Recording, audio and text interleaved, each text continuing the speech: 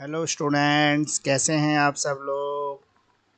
आज का वीडियो जो है 8 सेमेस्टर के स्टूडेंट के लिए होने जा रहा है। 8 सेमेस्टर में हमारा सबसे इम्पोर्टेंट सब्जेक्ट है banking law and negotiable Instrument Act. तो 70% मार्क्स जो है आपके गारंटेड होने वाले हैं। आपकी बैक कभी नहीं आएगी। 100% गारंटी। अगर आप वीडियो में बताए गए क्वेश्चन कर लेंगे तो आप पास हो जाएंगे। तो पास होने की भी 100% गारंटी। इसके साथ साथ हमारे पास जो स्पेशल क्लासेस हैं हाउसवाइफ और वर्किंग स्टूडेंट्स के लिए। मेरा नाम एडवोकेट मुकेश करार है और मेरे चैनल का नाम एजुकेटर ऑफ दिल्ली है।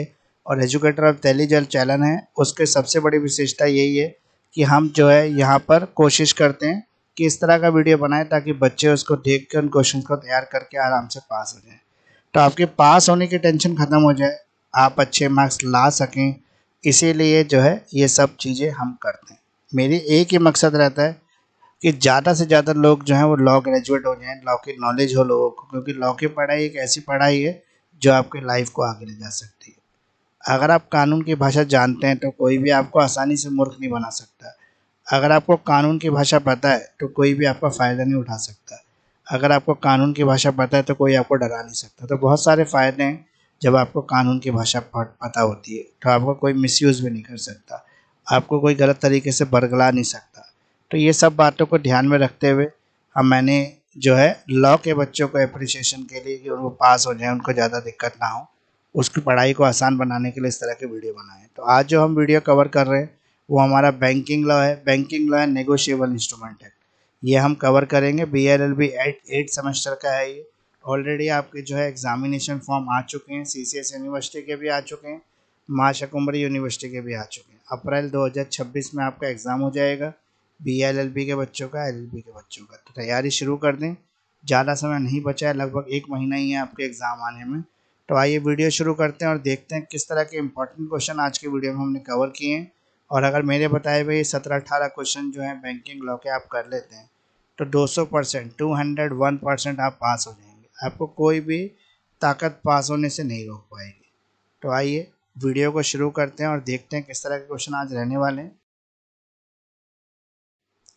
बैंकिंग लॉ कवर कर रहे हैं, banking law and negotiable Instrument act. Question number 1 है हमारा। एजुकेटर ऑफ दिल्ली जो है इंपॉर्टेंट क्वेश्चन लेके आया आपके लिए BLLB 8 सेमेस्टर के लिए। तो मेरा नाम एडवोकेट मुकेश करार है और मैं लॉ से जुड़े हुए एजुकेशनल वीडियो अब तक लेके आता हूँ। क्वेश्चन नंबर 1 है हमारा। Reserve bank of India is controlling the economic activities in India, critically examine the statement. Reserve bank of India जो है वो कंट्रोल कर रहा है इकोनॉमिक एक्टिविटीज़ को इंडिया के अंदर।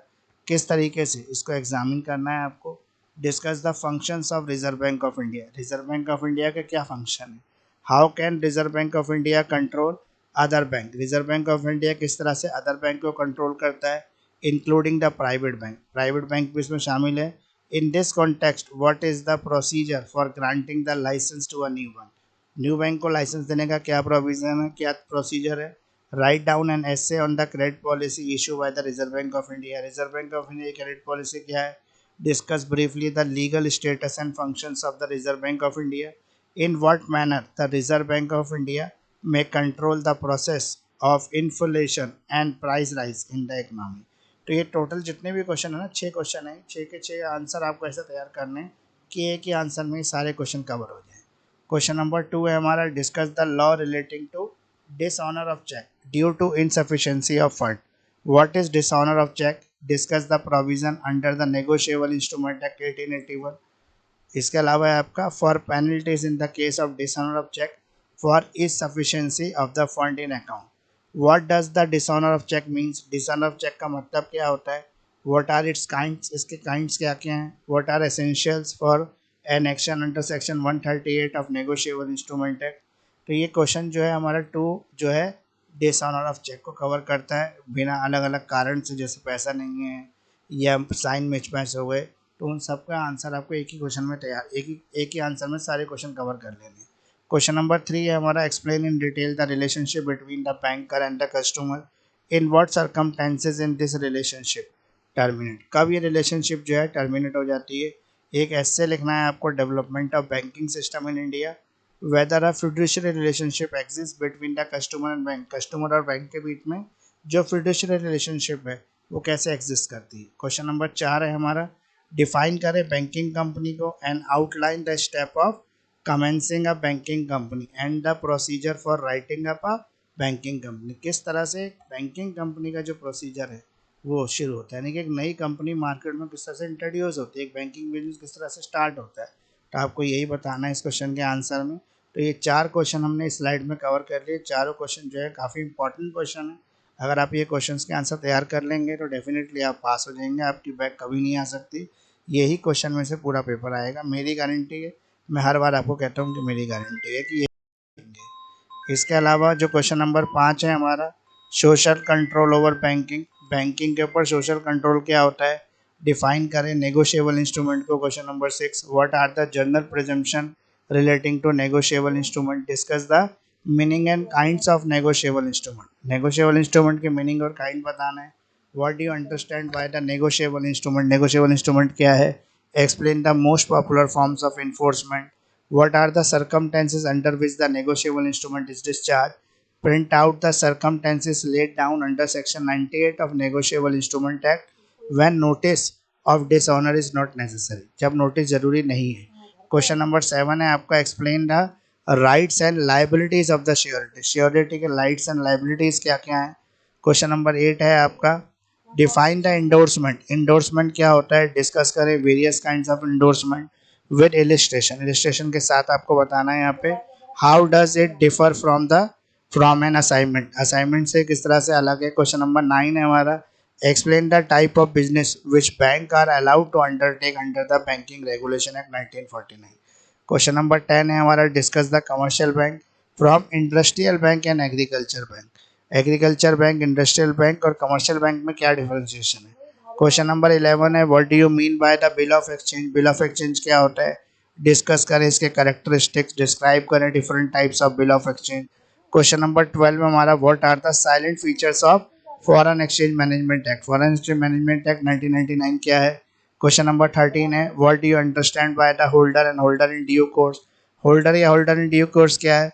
How do you distance between two, आप इन दोनों के बीच में कैसे डिफरेंशिएशन कर सकते हैं, इसको एक्सप्लेन करना है। क्वेश्चन नंबर 14 है आपका, what is mean by the clearing house, clearing house क्या होता है, इसकी वर्किंग क्या है, इसको एक्सप्लेन करना है। क्वेश्चन नंबर 15 है, what prosecution a bank has to observe, क्या प्रिकॉशंस लेता है बैंक ऑब्जर्व करने के लिए, collecting payment of cross cheque and what protections is available, किस तरह की प्रोटेक्शन जो है अवेलेबल है collecting banker in the respect. Discuss करें modes of crossing a cheque and significance of non negotiable crossing, non negotiable crossing क्या होती है।